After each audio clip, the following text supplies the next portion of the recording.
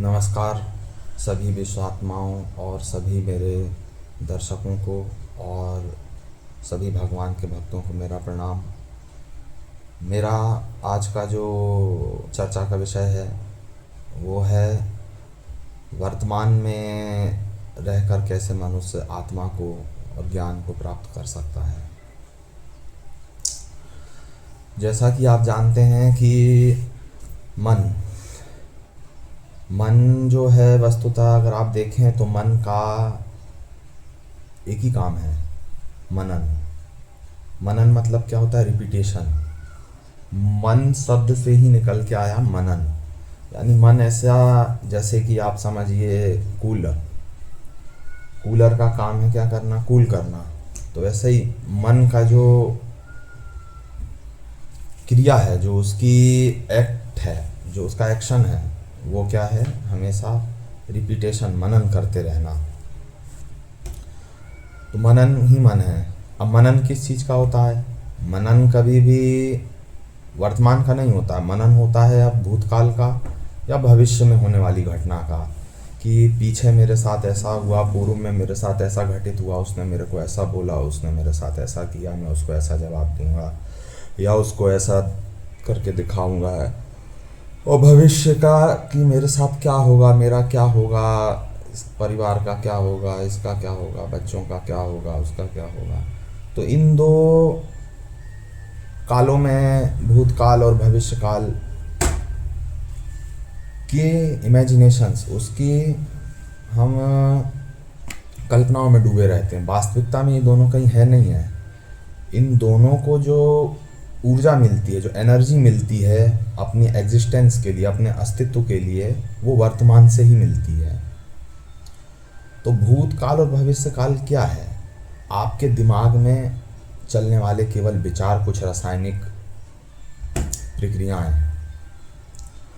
कुछ न्यूरॉन्स में भागती हुई बिजली, उसको बोलते हैं चेतना से निकली हुई जो प्रकाश है, वही आपको वर्तमान को प्रकाशित करती है और उसी प्रकाश से भूत और भविष्य भी प्रकाशित होते हैं। तो हमें देखना है कि इन दोनों अवस्थाओं, इन तीनों अवस्थाओं में वास्तविकता में मैं क्या हूँ, मैं किससे जुड़ा हूँ।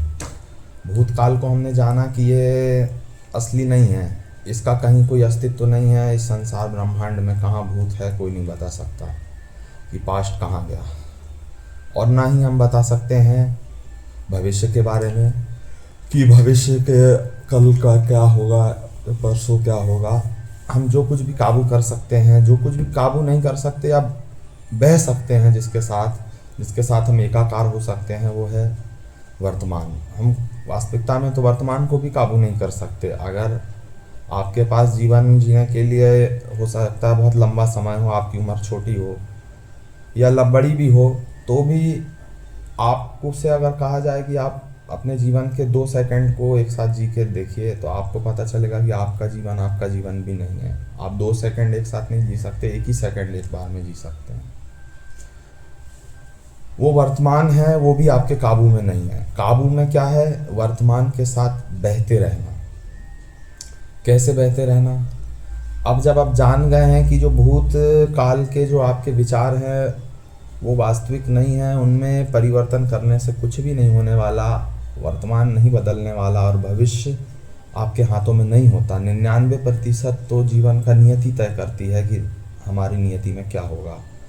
हर एक व्यक्ति, हर एक बच्चा जो होता है बचपन में बड़े सपने देखता है कि मैं इंजीनियर बनूंगा, डॉक्टर बनूंगा, ये बनूंगा, वो बनूंगा, लेकिन 99% लोग उसमें असफल होते हैं। 1% लोग जो प्रकृति के ही इच्छा से बन जाते हैं। प्रकृति की भी एक इच्छा होती है कि इतने समाज में डॉक्टर हों, इतने समाज सुधारक हों, इसीलिए समय समय पे समाज सुधारक, बड़े बड़े वैज्ञानिक पैदा करती रहती है प्रकृति।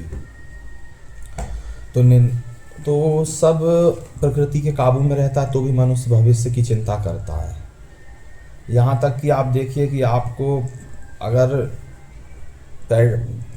प्रेशर आ रहा हो, पेशाब लग रही हो या मल मूत्र लग रहा हो, तो उस पर भी आपका काबू नहीं है। तो आप कैसे सोच सकते हैं कि वर्तमान और भविष्य पे आपका काबू होगा, या भविष्य के चिंतन या मनन से आप भविष्य को काबू कर सकते हैं या बदल सकते हैं।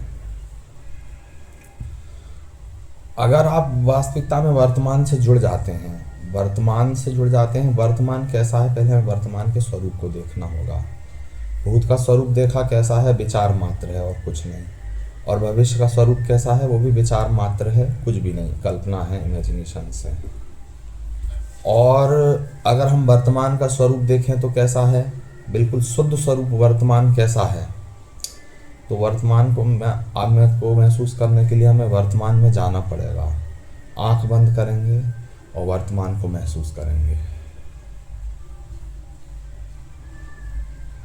वर्तमान में कोई विचार नहीं, कोई दुख नहीं, कोई परेशानी नहीं, कोई कठिनाई नहीं, केवल शांति है, मौन है। आप वर्तमान में रहिए, जी के देखिए, ध्यान में डूबिए, वर्तमान के ध्यान में। और जब भी जहाँ पर भी रहें, विचारों से ना घिरे रहें, कम से कम विचारों से घिरे रहें। जिस अवस्था में, जिस परिस्थिति में हैं आप, उस परिस्थिति से एकाकार होकर आप रहें। इसी को गीता में श्री कृष्ण ने कहा कि कर्मयोग, जब मनुष्य इस प्रकार से कर्म करता है कि जो पूरी तरीके से कर्म के साथ एकाकार हो जाता है, कर्म में और कर्ता में कोई अंतर्भेद नहीं बचता, तब मनुष्य कर्मयोग से मेरे को प्राप्त कर जाता है। वो एकाग्रता, और एकाग्रता से एकांत की ही बात कर रहे हैं कृष्ण।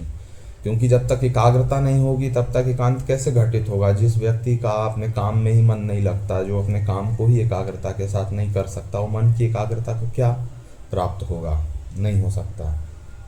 तो किसी भी कार्य को करते हैं तो उसको एकाग्रता के साथ करें, पूरे जी जान के साथ लगा के करें। ऐसा लगा के करें जैसे समझिए कि इस काम के बिना दुनिया चल ही नहीं सकती, मेरे इस काम के बिना। इस प्रकार से जब आप काम करते हैं तो आप एकाग्रता अपने अंदर उतारने लगते हैं।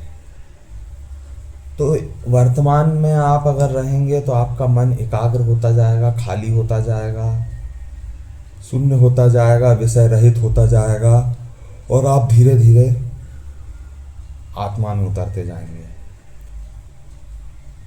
तो आज के लिए बस इतना ही। और समय की कमी होने के कारण आज मैं यहीं अपनी चर्चा को, अपने विषय को समाप्त करूंगा। और आगे का जो भी चर्चा रहेगी वो मैं आपके साथ YouTube पर साझा करूंगा। कृपया मेरे चैनल को लाइक करिएगा, सब्सक्राइब करिएगा, कमेंट करिएगा, शेयर करिएगा, ताकि ये ज्ञान सभी भक्तों तक, ज्ञानियों तक, कर्मयोगियों तक, ध्यानियों तक पहुंच सके। मैं तो कोई बड़ा आदमी नहीं हूं, लेकिन मैं अपने अनुभव आपके साथ साझा कर रहा हूं।